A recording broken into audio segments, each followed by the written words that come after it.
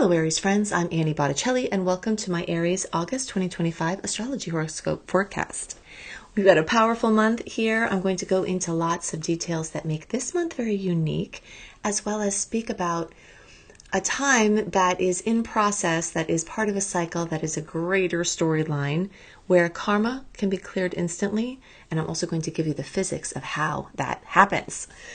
This is for you if Aries is your sun sign, your moon sign, or your rising sign like me. Or if you have any other Aries placement that you're listening for, what I'm going to talk about here is part of your astrological picture. Very late degree Aries friends, so birthdays like April 15th through the rest of the sign or 23 degree Aries placements through the rest of the sign. I suggest you additionally listen to my Taurus report, as your very late degree friends will benefit from both readings. So I'm going to start out with the mundane stories. They're important, they're relevant, they're in your face, but they're short term. And then we'll build to these bigger storylines. All right, so the first thing to know is we are in Leo season. For Aries, this is a great thing. You may find that your creativity is off the charts, literally. I have always banked on this ever since I figured out what the heck was going on here, because Aries has what's called a natural chart. So when Leo transits the sky, when planets in Leo are transiting in the sky, that also transits our Leo house in our Aries chart. So we get double doozy whopper of everything, for better and worse. That's part of why it's so intense to be an Aries placement. But this is our creativity house. So I've noticed for many years, and I bank on it and I schedule on it, that if I want to create new content, or if I want to start a new project, or if I want to be lit up with some creative, side thing, that I carve time out from the end of July into August to do this because of how it activates our creative sector. So you will see this. Your creativity will be just completely fired up. This house is also the house of children. If you work with children or have children, those kind of topics can come up. You might be doing lots of fun things with your kids. There may be notable things going on there. We've got the sun transiting, we've got Mercury retrograde, and then now direct August 11th, which I'll get back to. And then Venus later in the month will also get to Leo. So that Leo party is actually going to extend beyond August, which is really good news for us. So, expect romance and fun and bucket list stuff and excitement and creativity. And if you are not going to be able to be in your creative space during that time, then do bring your tools. Like if you draw, if you paint, pack your stuff, because you may decide that, stuff is coming through you and you would wish that you had those things with you. Or you may get into new things. You may find new hidden talents. The retrograde process adds a different layer to this. And this means things from the past coming up again to be dealt with, for better and worse. So for all of July and this first half of August especially, we are being the earthworm. The earthworm represents, in the animal totem explanation in Ted Andrews' book, represents the energy of going back over something to create fine soil for future crops. And that's what I always liken to retrogrades. It's our retrograde little totem friend, because even when you think you can't go back over something, even when you want to do something new, even, when you don't want to deal with things right in front of you with a squeaky wheel, this earthworm time, if you match with the universal energies, you will have less frustration. And Aries tends to get frustrated. There are a bunch of different reasons why. We do tend to have more of a sensitive digestive system than we realize. And that's, gallbladders across the world, especially with Aries placements, are really asking for a less rich diet. You may notice, this kind of thing happen. In the long term and the short term, you've got a lot of focus on your physical health with Saturn and Neptune now in your sign, Chiron having been there for years. So if you have some digestive issues, maybe, I'm not a doctor, I can't prescribe anything, but feel into eating less fat and seeing if you feel better, because it could just solve a lot of problems. But anyway, I'm digressing from what I wanted to talk about. This retrograde time brings us back to something, back to things that haven't been dealt with, back to squeaky wheels. Really good advice during the retrograde is deal with the things that are squeaking loudest, and don't try to have your own agenda, which is not always easy for Aries because we always have ideas about things, right? And things we're trying to do. So August 11th is a magic time when Mercury goes direct. There's extra chaos in the days around August 11th as Mercury starts to regulate, and it's not completely clear until August 26th. But this is a very important distinction as the month goes on, because we move from earthworm mode into fully, being on the shore and pushing our boats out to sea August 26th and beyond, as we open into our next and last open window free from personal planet retrogrades in the whole year. So big moves, big launches, big decisions, big contracts may be a little bit easier to navigate and have all the information that you need moving forward from there. All right, so that's just something to do. So until the middle of the month, and you'll see it changing a little bit every day, we are the earthworm. We're going back over old stuff and focusing on what's in front of us instead of conjuring new things to do. And then as the month progresses, that desire to push out something new, use all that creative energy to offer something new, to, you'll feel the shift if you're paying attention to it, and you'll be less frustrated if you align with it instead of fighting against it. Also in the days around August 11th, there's actually one of my favorite aspects, which is Venus-Jupiter conjunction. And this is happening in the sign of Cancer and Aries house of Cancer. So look for big money news having to do with your family or your home or your housing, big love news, big expansion, something going on around that time. It may be a little bit within the chaos of Mercury going direct, and you might not have all the information yet, but there may be signs of, of something important happening at that time. And it's not a bad time to plan something important short term, like a little promo or, something that you're not like putting your whole life's work out at that moment, because the tides are still kind of not ready to come out yet. And you might want to wait till there's more oomph outward to do things like that. But little things, that matter in a short term way or more easily fixable way, that don't carry as much weight. That date, the dates around the 11th could be good because of this conjunction, and you may see money come in. If you're trying to sell something of value, you may see the money come in at that time. If you were hoping to manifest something, you may see it come in at that time. So all of this is happening.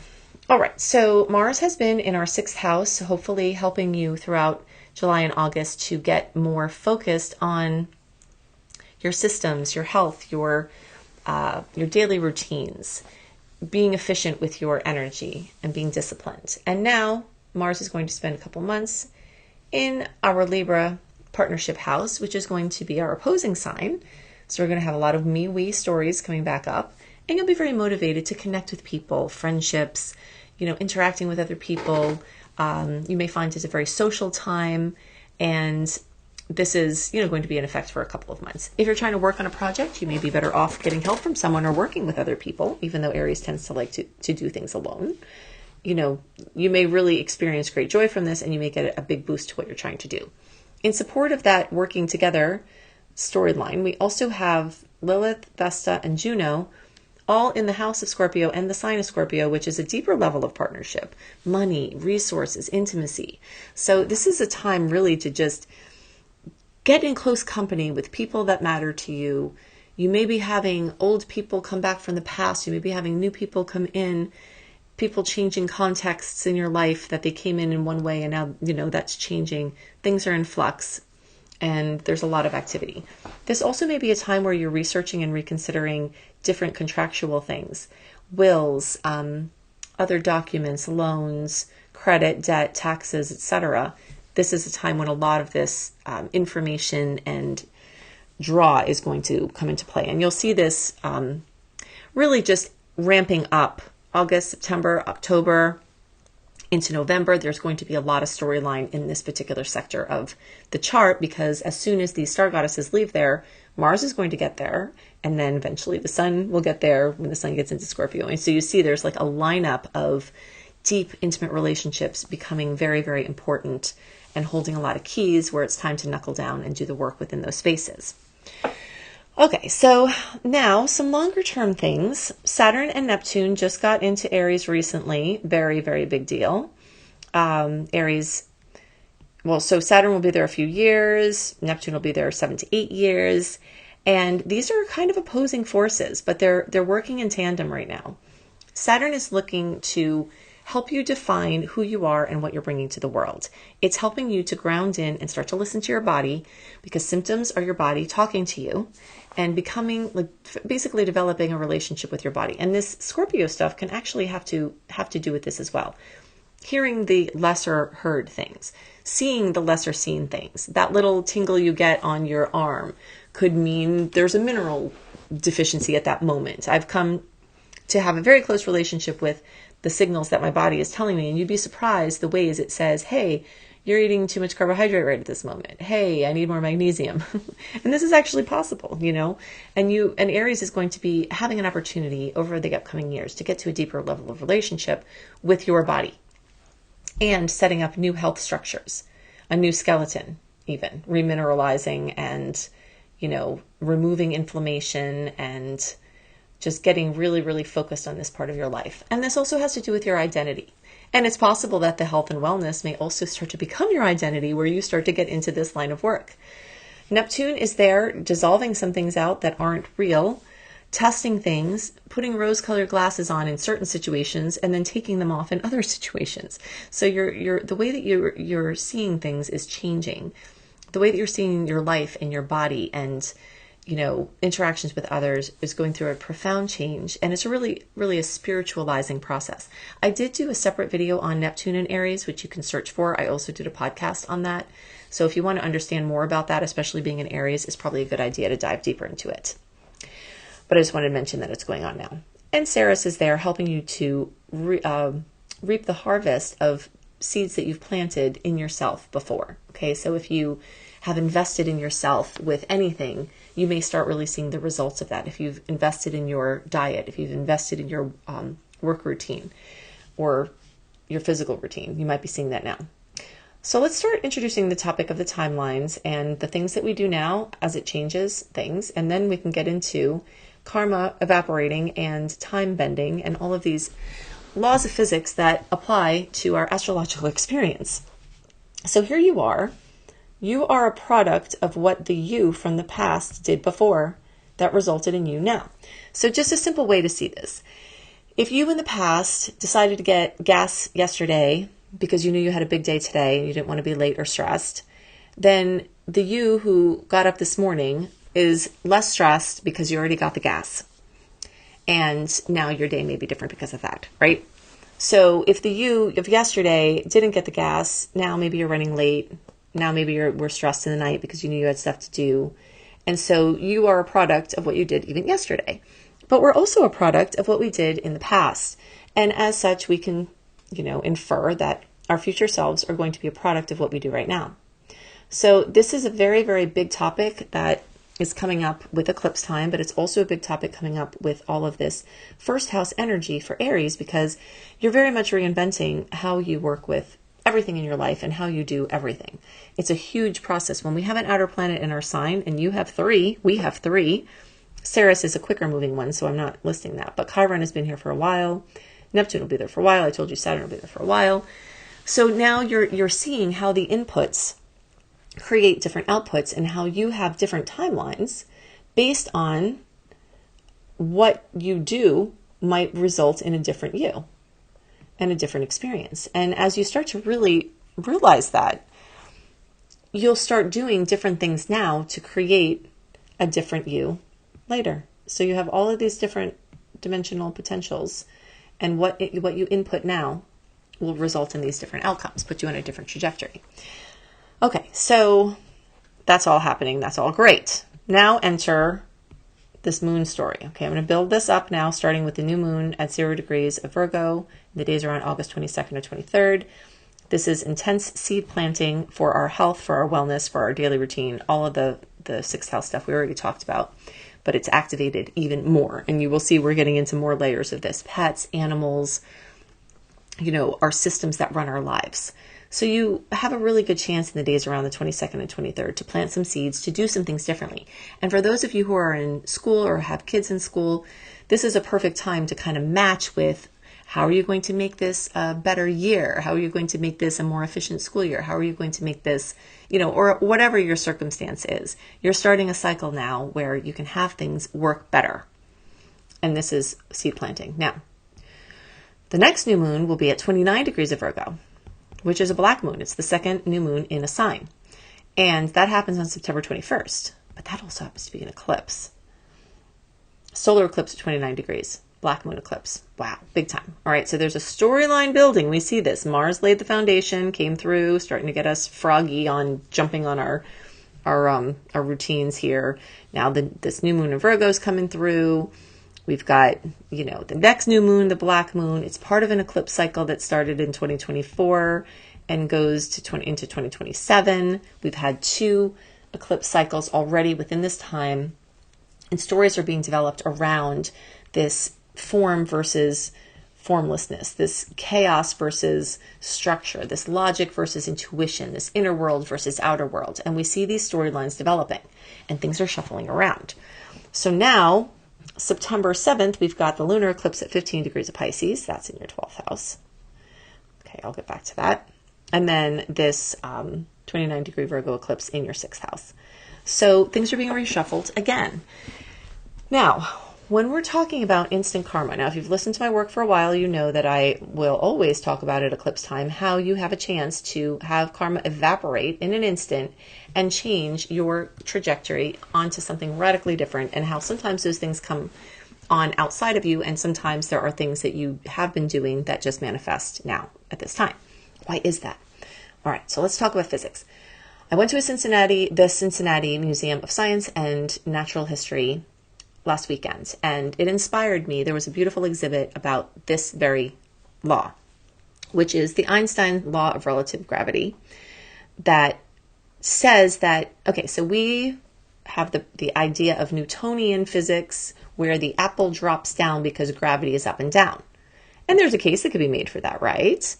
It feels that way. It looks that way. But what happens when we leave the Earth's gravitational field? Everything is different, right? There's no different time out there. There's different, we don't really think of these topics in every day. I mean, I do, but most people don't. But so time is not the same everywhere, and time changes, and time can bend. And mass, okay, so his theory says that time and space bend around items or objects of mass. Okay? Time bends. So gravity is not up and down. It's, in a sphere around an item of mass. And we see this. We know that the Earth, the Moon, the Sun involved in these eclipses have their own gravitational mass. And when they combine in what's called a syzygy, S-Y-Z-Y-G-Y,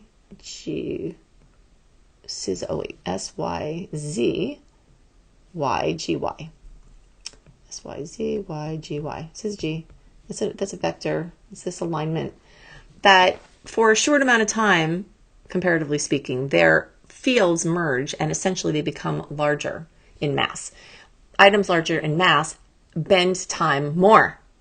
So this whole thing I talk about with time bending, I'm not being dramatic. This is actually happening from the laws of physics. This is not woo-woo. This is where spirit and science meet.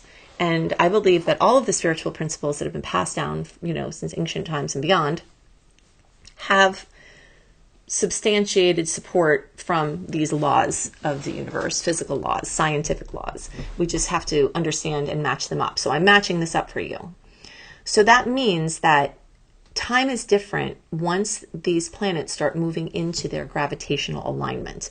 And that happens 4 to 6 weeks before the actual eclipse, which is why we're talking about this in August and not only September, because we're missing the boat if we think that it just happens at that moment. It does not.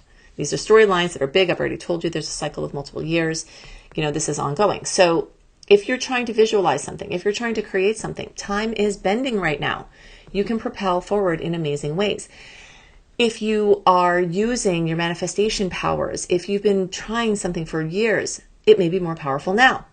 Vision boards, visualizing something, using your words, the power of the word, feeling something as if it's come true, activating your reticular activating system, as I always like to talk about. Really doing those things during this window, August, September into October, time bends. It actually is different.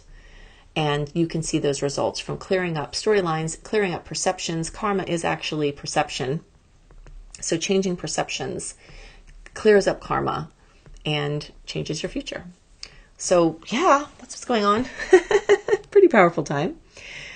I I could go on, and I do have lots more resources that you can explore. If you love how I teach and you want to learn, go to beastropro.com, beastropro.com, to see my very comprehensive astrology mastery course. It's very systematic, where I teach astrology like a language.